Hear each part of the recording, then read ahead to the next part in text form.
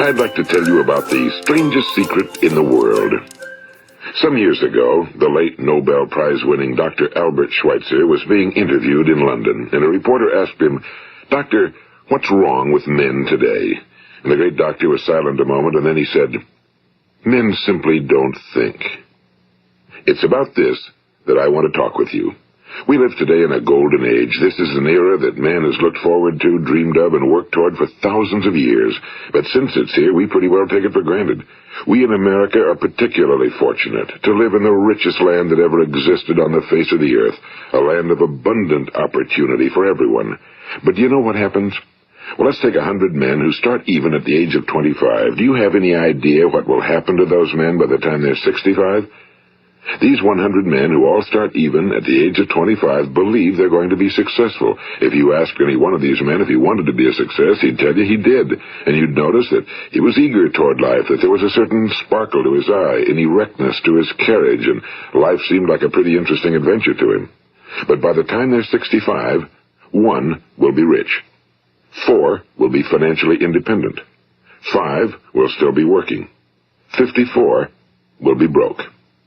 Now think a moment. Out of the 100, only 5 make the grade. Now why do so many fail? What has happened to the sparkle that was there when they were 25? What's become of the dreams, the hopes, the plans? And why is there such a large disparity between what these men intended to do and what they actually accomplished? When we say about 5% achieve success, we have to define success. And here's the best definition I've ever been able to find. Success is the progressive realization of a worthy ideal. If a man is working toward a predetermined goal and knows where he's going, that man is a success. If he's not doing that, he's a failure. Success is the progressive realization of a worthy ideal. Rollo May, the distinguished psychiatrist, wrote a wonderful book called Man's Search for Himself. And in this book he says, the opposite of courage in our society is not cowardice. It is conformity. And there you have the trouble today. It's conformity, people acting like everyone else without knowing why, without knowing where they're going. Now think of it. In America right now, there are over 18 million people 65 years of age and older. And most of them are broke. They're dependent on someone else for life's necessities. Now, we learn to read by the time we're 7. We learn to make a living by the time we're 25. Usually by that time, we're not only making a living, we're supporting a family. And yet by the time we're 65, we haven't learned how to become financially independent in the richest land that has ever been known. Why? We conform.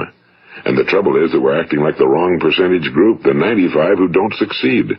Now, why do these people conform? Well, they really don't know. These people believe that their lives are shaped by circumstances, by things that happen to them, by exterior forces. They're outer-directed people. A survey was made one time that covered a lot of men, working men, and these men were asked, "Why do you work? Why do you get up in the morning?" 19 out of 20 had no idea. If you ask them, they'll say, well, everyone goes to work in the morning, and that's the reason they do it, because everyone else is doing it. Now let's get back to our definition of success. Who succeeds? The only person who succeeds is the person who is progressively realizing a worthy ideal. He's the person who says, I'm going to become this, and then begins to work toward that goal.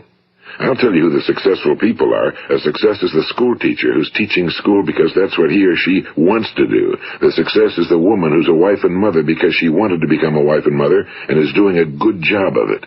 The success is the man who runs the corner gas station because that was his dream. That's what he wanted to do.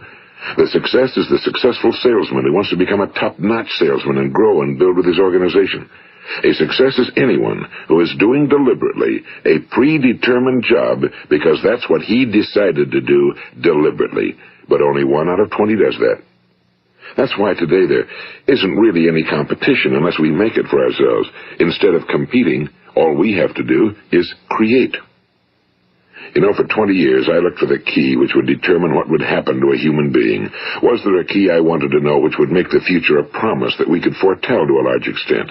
Was there a key that would guarantee a person's becoming successful if he only knew about it and knew how to use it? Well, there is such a key, and I've found it. Have you ever wondered why so many men work so hard and honestly without ever achieving anything in particular, and others don't seem to work hard and yet seem to get everything? They seem to have the magic touch. You've heard them say that about someone. Everything he touches turns to gold. And have you ever noticed that a man who becomes successful tends to continue to become successful? And on the other hand, have you noticed how a man who's a failure tends to continue to fail? Well, it's because of goals. Some of us have goals, some don't. People with goals succeed because they know where they're going. It's that simple. Think of a ship leaving a harbor, and think of it with the complete voyage mapped out and planned. The captain and crew know exactly where it's going and how long it'll take. It has a definite goal. Now, 9,999 times out of 10,000, it will get to where it started out to get. Now, let's take another ship, just like the first, only let's not put a crew on it or a captain at the helm. Let's give it no aiming point, no goal, no destination. We just start the engines and let it go.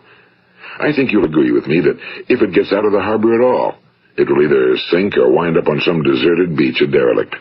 It can't go anyplace because it has no destination and no guidance, and it's the same with a human being. Take the salesman, for example. There's no other person in the world today with the future of a good salesman. Selling is the world's highest paid profession, if we're good at it and if we know where we're going. Every company needs top-notch salesmen, and they reward those men. The sky's the limit for them. But how many can you find? Someone once said the human race is fixed, not to prevent the strong from winning, but to prevent the weak from losing. The American economy today can be likened to a convoy in time of war. The entire economy is slowed down to protect its weakest link, just as the convoy had to go at the speed that would permit its slowest vessel to remain in formation. That's why it's so easy to make a living today. It takes no particular brains or talent to make a living and support a family today. So we have a plateau of so-called security, if that's what a person's looking for. But we do have to decide how high above this plateau we want to aim. Now let's get back to the strangest secret in the world, the story that I wanted to tell you today. Why do men with goals succeed in life and men without them fail? Well, let me tell you something which, if you really understand it, will alter your life immediately. If you understand completely what I'm going to tell you from this moment on, your life will never be the same again. You will suddenly find that good luck just seems to be attracted to you. The things you want just seem to fall in line, and from now on you won't have the problems, the worries, the gnawing lump of anxiety that perhaps you've experienced before. Doubt, fear, well, they'll be things of the past. Here's the key to success and the key to failure. We become what we think about. Now let me say that again. We become what we think about. Throughout all history, the great wise men and teachers, philosophers and prophets have disagreed with one another on many different things. It's only on this one point that they are in complete and unanimous agreement. Listen to what Marcus Aurelius, the great Roman emperor, said. A man's life is what his thoughts make of it. Disraeli said this, everything comes if a man will only wait. I've brought myself by long meditation to the conviction that a human being with a settled purpose must accomplish it, and that nothing can resist a will that will stake even existence for its fulfillment. Ralph Waldo Emerson said this, a man is what he thinks about all day long. William James said, the greatest discovery of my generation is that human beings can alter their lives by altering their attitudes of mind. And he also said, we need only in cold blood act as if the thing in question were real, and it will become infallibly real by growing into such a connection with our life that it will become real. It will become so knit with habit and emotion that our interest in it will be those which characterize belief. And he also said, if you only care enough for a result, you will almost certainly attain it. If you wish to be rich, you will be rich. If you wish to be learned, you will be learned. If you wish to be good, you will be good. Only you must then really wish these things and wish them exclusively, and not wish at the same time 100 other incompatible things just as strongly. In the Bible, you read in Mark 9:23, if thou canst believe, all things are possible to him that believeth. My old friend Dr. Norman Vincent Peale put it this way, this is one of the greatest laws in the universe. Fervently do I wish I had discovered it as a very young man. It dawned upon me much later in life, and I found it to be one of the greatest, if not my greatest discovery outside of my relationship to God. The great law, briefly and simply stated, is that if you think in negative terms, you will get negative results. If you think in positive terms, you will achieve positive results. That is the simple fact, he went on to say, which is at the basis of an astonishing law of prosperity and success. In 3 words, believe and succeed. William Shakespeare put it this way: our doubts are traitors and make us lose the good we oft might win by fearing to attempt. George Bernard Shaw said, people are always blaming their circumstances for what they are. I don't believe in circumstances. The people who get on in this world are the people who get up and look for the circumstances they want, and if they can't find them, make them. Well, it's pretty apparent, isn't it? And every person who discovered this for a while believed that he was the first one to work it out. We become what we think about. Now, it stands to reason that a person who's thinking about a concrete and worthwhile goal is going to reach it, because that's what he's thinking about, and we become what we think about. Conversely, the man who has no goal, who doesn't know where he's going, and whose thoughts must therefore be thoughts of confusion and anxiety and fear and worry, becomes what he thinks about. His life becomes one of frustration and fear and anxiety and worry. And if he thinks about nothing, he becomes nothing. Now, how does it work? Why do we become what we think about? Well, I'll tell you how it works as far as we know. Now, to do this, I want to tell you about a situation that parallels the human mind. Suppose a farmer has some land, and it's good fertile land. Now, the land gives the farmer a choice. He may plant in that land whatever he chooses. The land doesn't care. It's up to the farmer to make the decision. Now, remember, we're comparing the human mind with the land because the mind, like the land, doesn't care what you plant in it. It will return what you plant, but it doesn't care what you plant.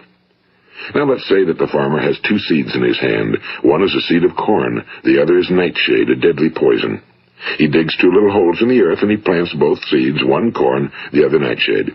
He covers up the holes, waters, and takes care of the land, and what will happen? Invariably, the land will return what's planted. As it's written in the Bible, as ye sow, so shall ye reap. Now remember, the land doesn't care. It'll return poison in just as wonderful abundance as it will corn. So up come the 2 plants, one corn, one poison. Now, the human mind is far more fertile, far more incredible and mysterious than the land, but it works the same way. It doesn't care what we plant. Success, failure. A concrete, worthwhile goal, or confusion. Misunderstanding, fear, anxiety, and so on. But what we plant, it must return to us. You see, the human mind is the last great unexplored continent on Earth. It contains riches beyond our wildest dreams. It will return anything we want to plant. Now, you might say, well, if that's true, why don't people use their minds more? Well, I think they figured out an answer to that one, too. Our mind comes as standard equipment at birth. It's free, and things that are given to us for nothing we place little value on. Things that we pay money for, we value. The paradox is that exactly the reverse is true. Everything that's really worthwhile in life came to us free. Our minds, our souls, our bodies, our hopes, our dreams, our ambitions, our intelligence, our love of family and children and friends and country, all these priceless possessions are free. But the things that cost us money are actually very cheap and can be replaced at any time. A good man can be completely wiped out and make another fortune. He can do that several times. Even if our home burns down, we can rebuild it. But the things we got for nothing, we can never replace. The human mind isn't used because we take it for granted. Familiarity breeds contempt. It can do any kind of job we assign to it, but generally speaking, we use it for little jobs instead of big, important ones. Universities have proved that most of us are operating on about 10% or less of our abilities. So decide now, what is it you want? Plant your goal in your mind. It's the most important decision you'll ever make in your entire life. What is it you want? Do you want to be an outstanding salesman? A better worker at your particular job? Do you want to go places in your company? In your community? Do you want to get rich? All you've got to do is plant that seed in your mind, care for it, work steadily toward your goal, and it will become a reality. It not only will, there's no way that it cannot. You see, that's a law, like the laws of Sir Isaac Newton, the laws of gravity. If you get on top of a building and jump off, you'll always go down. You'll never go up, and it's the same with all the other laws of nature. They always work. They're inflexible. Think about your goal in a relaxed, positive way. Picture yourself in your mind's eye as having already achieved this goal. See yourself doing the things you will be doing when you've reached your goal. Ours has been called the phenobarbital age, the age of ulcers and nervous breakdowns and tranquilizers, at a time when medical research has raised us to a new plateau of good health and longevity. Far too many of us worry ourselves into an early grave, trying to cope with things in our own little personal ways, without learning a few great laws that will take care of everything for us. These things we bring on ourselves through our habitual way of thinking. Every one of us is the sum total of his own thoughts.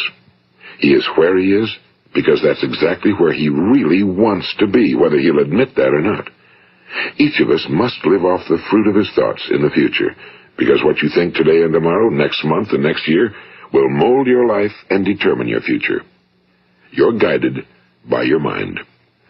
I remember one time I was driving through eastern Arizona, and I saw one of those giant earth-moving machines roaring along the road at about 35 miles an hour with what looked like 30 tons of dirt in it. A tremendous, incredible machine, and there was a little man perched way up on top with the wheel in his hands guiding it. And as I drove along, I was struck by the similarity of that machine to the human mind. Just suppose you're sitting at the controls of such a vast source of energy. Are you going to sit back and fold your arms and let it run itself into a ditch? Or are you going to keep both hands firmly on the wheel and control and direct this power to a specific, worthwhile purpose? It's up to you. You're in the driver's seat. You see, the very law that gives us success is a two-edged sword. We must control our thinking. The same rule that can lead a man to a life of success, wealth, happiness, and all the things he ever dreamed of for himself and his family. That very same law can lead him into the gutter. It's all in how he uses it, for good or for bad. This is the strangest secret in the world. Now, why do I say it's strange, and why do I call it a secret? Actually, it isn't a secret at all. It was first promulgated by some of the earliest wise men, and it appears again and again throughout the Bible, but very few people have learned it, understand it. That's why it's strange, and why for some equally strange reason it virtually remains a secret. I believe that you could go out and walk down the main street of your town and ask one man after another what the secret of success is, and you probably wouldn't run into one man in a month who could tell you. Now, this information is enormously valuable to us if we really understand it and apply it. It's valuable to us not only for our own lives, but the lives of those around us, our families, employees, associates, and friends. Life should be an exciting adventure. It should never be a bore. A man should live fully, be alive. He should be glad to get out of bed in the morning. He should be doing a job he likes to do because he does it well. One time I heard Grove Patterson, the great late editor-in-chief of the Toledo Daily Blade, make a speech, and as he concluded his speech, he said something I've never forgotten. He said, "My years in the newspaper business have convinced me of several things. Among them, that people are basically good, and that we came from someplace, and we're going someplace. So we should make our time here an exciting adventure. The architect of the universe didn't build a stairway leading nowhere."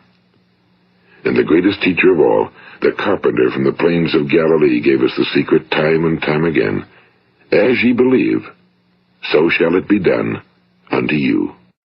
I've explained the strangest secret in the world and how it works. Now, on this side, I want to explain how you can prove to yourself the enormous returns possible in your own life by putting this secret to a practical test. I want you to make a test that will last 30 days. It isn't going to be easy, but if you'll give it a good try, it will completely change your life for the better. Now, back in the 17th century, Sir Isaac Newton, the English mathematician and natural philosopher, gave us some natural laws of physics which apply as much to human beings as they do to the movement of bodies in the universe. And one of these laws is that for every action, there is an equal and opposite reaction. Simply stated, as it applies to you and me, it means we can achieve nothing without paying the price. The results of your 30-day experiment will be in direct proportion to the effort you put forth. To be a doctor, you must pay the price of long years of difficult study.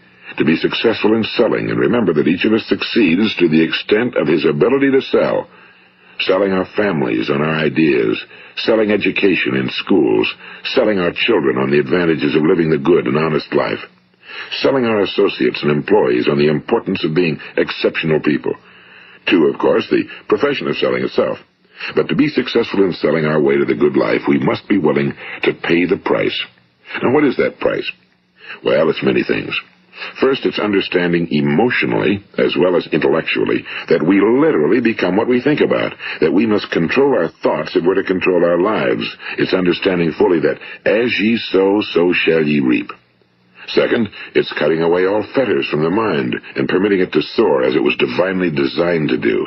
It's the realization that your limitations are self-imposed and that the opportunities for you today are enormous beyond belief. It's rising above narrow-minded pettiness and prejudice.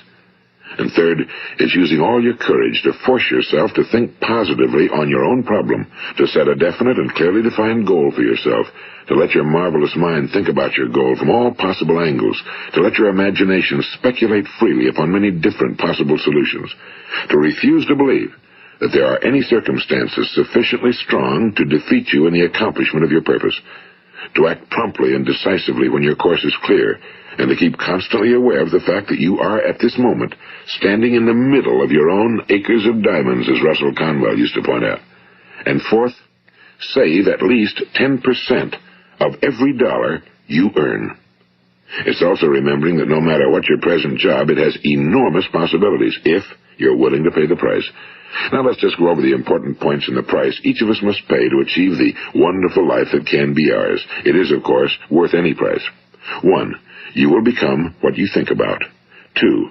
Remember the word imagination and let your mind begin to soar. 3. Courage. Concentrate on your goal every day. 4. Save 10% of what you earn. And 5. Action. Ideas are worthless unless we act on them.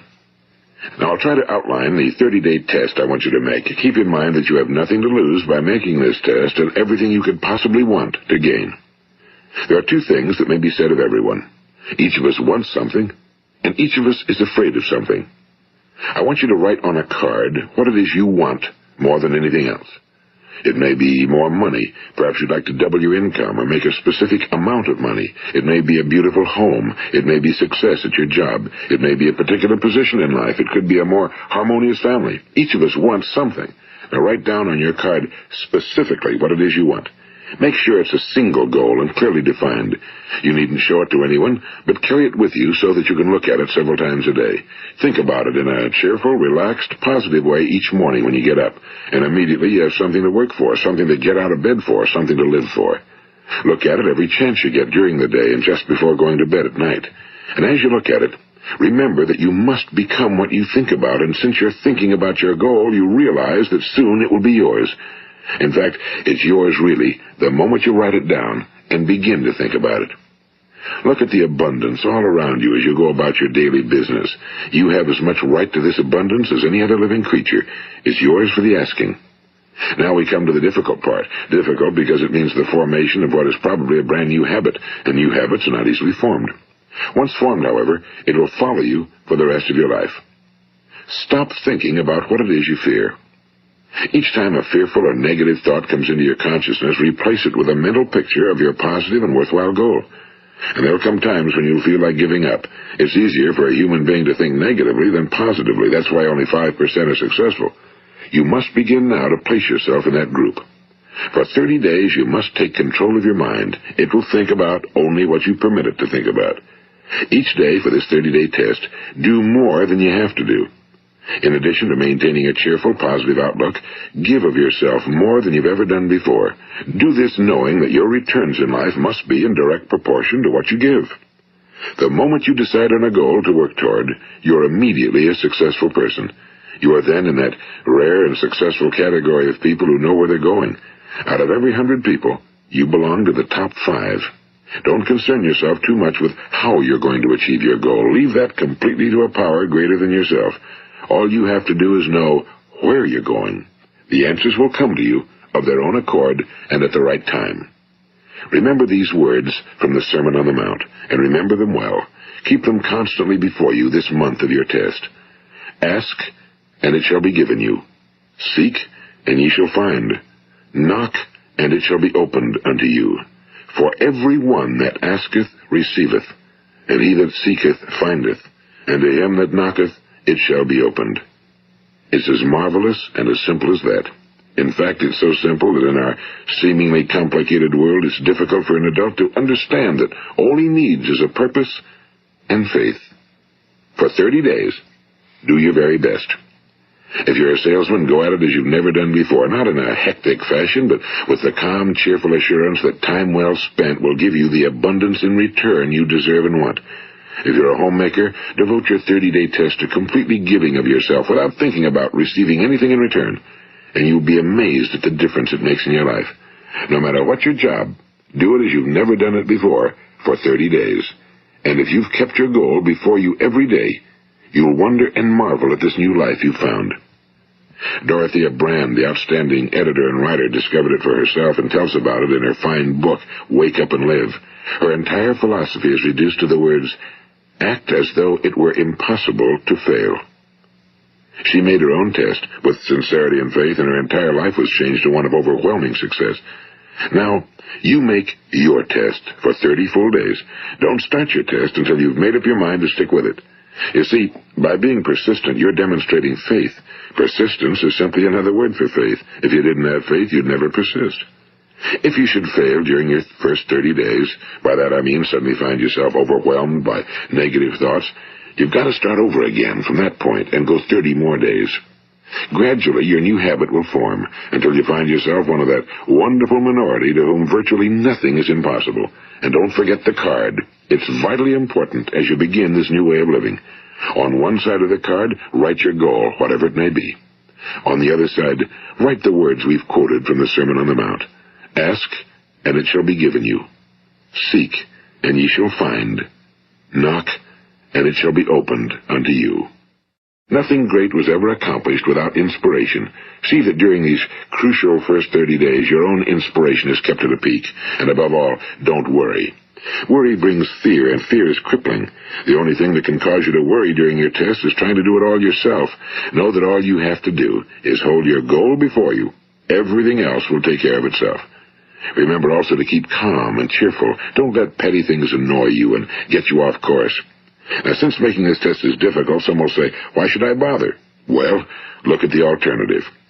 No one wants to be a failure. No one really wants to be a mediocre individual. No one wants a life constantly filled with worry and fear and frustration. Therefore, remember that you must reap that which you sow. If you sow negative thoughts, your life will be filled with negative things. If you sow positive thoughts, your life will be cheerful, successful, and positive. Now, gradually, you will have a tendency to forget what you've heard on this recording. Play it often. Keep reminding yourself of what you must do to form this new habit. Gather your whole family around at regular intervals and listen to what's been said here. You know, most men will tell you that they want to make money without understanding the law. The only people who make money work in a mint. The rest of us must earn money. This is what causes those who keep looking for something for nothing or a free ride to fail in life.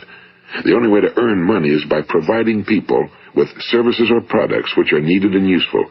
We exchange our time and our product or service for the other man's money. Therefore, the law is that our financial return will be in direct proportion to our service. Now, success is not the result of making money. Making money is the result of success, and success is in direct proportion to our service. Most people have this law backwards. They believe that you're successful if you earn a lot of money. The truth is that you can only earn money after you're successful. It's like the story of the man who sat in front of the stove and said to it, "Give me heat, and then I'll add the wood." How many men and women do you know, or do you suppose there are today, who take the same attitude toward life? There are millions. We've got to put the fuel in before we can expect heat. Likewise, we've got to be of service first before we can expect money. Don't concern yourself with the money. Be of service. Build, work, dream, create. Do this, and you'll find there's no limit to the prosperity and abundance that will come to you. Prosperity, you know, is founded upon a law of mutual exchange. Any person who contributes to prosperity must prosper in turn himself. Sometimes the return will not come from those you serve, but it must come to you from someplace, because that's the law. For every action, there is an equal and opposite reaction. As you go daily through your 30-day test period, remember that your success will always be measured by the quality and quantity of service you render, and money is a yardstick for measuring this service. No man can get rich himself unless he enriches others. Now, there are no exceptions to a law. You can drive down any street in America and from your car estimate the service that's being rendered by the people living on that street. Had you ever thought of this yardstick before? It's interesting. Some, like ministers and priests and other devoted people, measure their returns in the realm of the spiritual, but again, their returns are equal to their service. Once this law is fully understood, any thinking person can tell his own fortune. If he wants more, he must be of more service to those from whom he receives his return. If he wants less, he has only to reduce his service. This is the price you must pay for what you want. If you believe you can enrich yourself by deluding others, you can end only by deluding yourself. It may take some time, but just as surely as you breathe, you'll get back what you put out. Don't ever make the mistake of thinking you can avert this. It's impossible. The prisons and the streets where the lonely walk are filled with people who tried to make new laws just for themselves. We may avoid the laws of man for a while, but there are greater laws that cannot be broken. An outstanding medical doctor recently pointed out 6 steps that will help you realize success. 1. Set yourself a definite goal. 2. Quit running yourself down. 3. Stop thinking of all the reasons why you cannot be successful and instead think of all the reasons why you can. 4. Trace your attitudes back through your childhood and try to discover where you first got the idea you couldn't be successful, if that's the way you've been thinking. 5. Change the image you have of yourself by writing out a description of the person you would like to be. And 6. Act the part of the successful person you have decided to become. The doctor who wrote those words is a noted West Coast psychiatrist, Dr. David Harold Fink. Do what the experts since the dawn of recorded history have told you must do. Pay the price by becoming the person you want to become. It's not nearly as difficult as living unsuccessfully. Make your 30-day test, then repeat it again, and each time it will become more a part of you until you'll wonder how you could ever have lived any other way. Live this new way, and the floodgates of abundance will open and pour over you more riches than you may have dreamed existed. Money? Yes, lots of it. But what's more important, you'll have peace. You'll be in that wonderful minority who lead calm, cheerful, successful lives. Start today. You have nothing to lose, but you have a whole life to win. This is Earl Nightingale, and thank you.